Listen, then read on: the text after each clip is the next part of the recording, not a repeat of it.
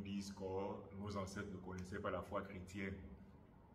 Ils nous disent que la théologie chrétienne est une invention occidentale. Et je démontre, dans l'extrait qui va suivre, qu'il n'en est rien, c'est faux. Contrairement à ce que disent les kémites et autres menteurs traditionnalistes africains, il y a des théologiens africains des premiers siècles qui ont contribué à la formation de la théologie chrétienne sur des points très importants. Découvrons-le ensemble dans l'extrait qui suit. Maintenant, encore plus fort, l'Église chrétienne a connu des personnages centraux de son histoire qui étaient africains. Et leurs origines ont un lien direct avec l'origine des locuteurs des langues parlées à la Pentecôte. Et on va s'expliquer très rapidement. Parmi eux, je vais citer 3. Le premier, c'est Tertullien. Originaire de Carthage en Tunisie actuelle, certainement berbère d'origine parce que les Carthaginois autochtones parlaient le berbère.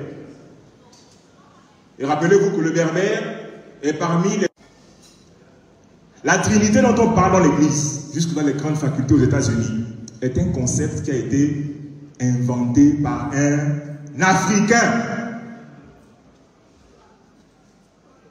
Donc déjà, on peut dire que la théologie africaine doit à la théologie chrétienne doit beaucoup à la pensée africaine. Aussi, Tertullien est l'auteur de plusieurs ouvrages d'apologétique chrétienne. Ça, vraiment, je vous recommande fortement de lire.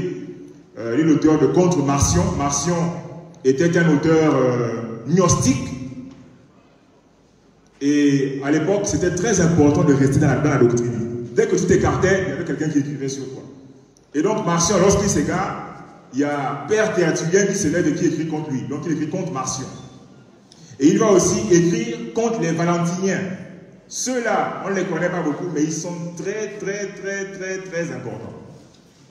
Ils sont les dépositaires de la gnose, du gnosticisme ancien, qui est le père du gnosticisme présent, qui est le père des mouvements ésotériques que vous connaissez, la franc-maçonnerie et autres.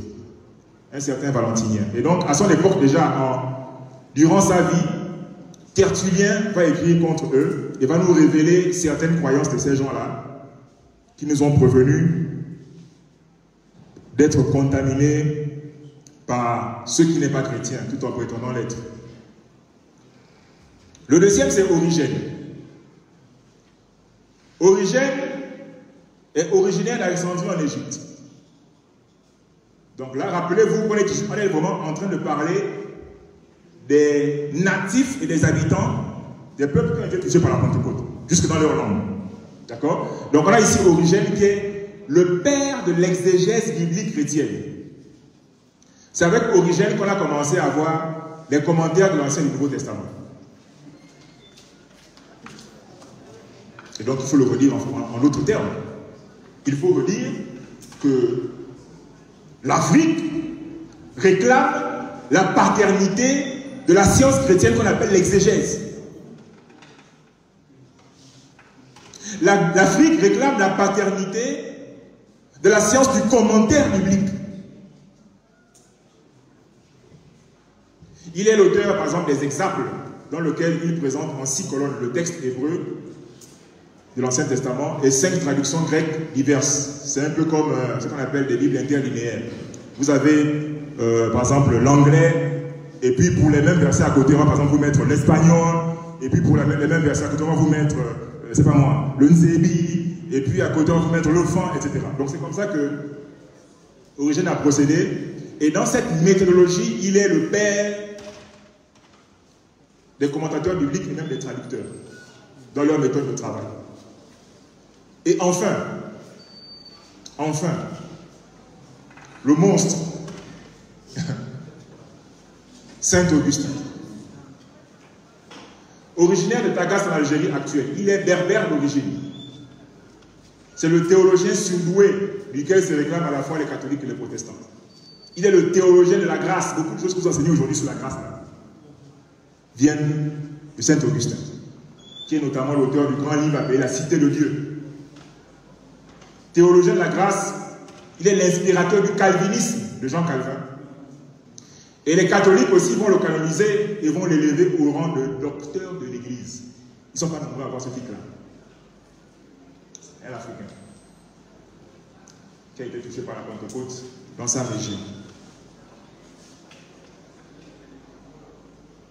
Ainsi, par la contribution majeure de plusieurs de ces fils, l'Afrique devient donc, en plus d'être berceau et exportatrice du christianisme, elle devient co-conceptrice et élaboratrice de la théologie chrétienne.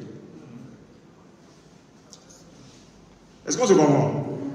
Ça veut donc dire que la théologie chrétienne est d'abord africaine. Ce n'est pas une importation de Rome.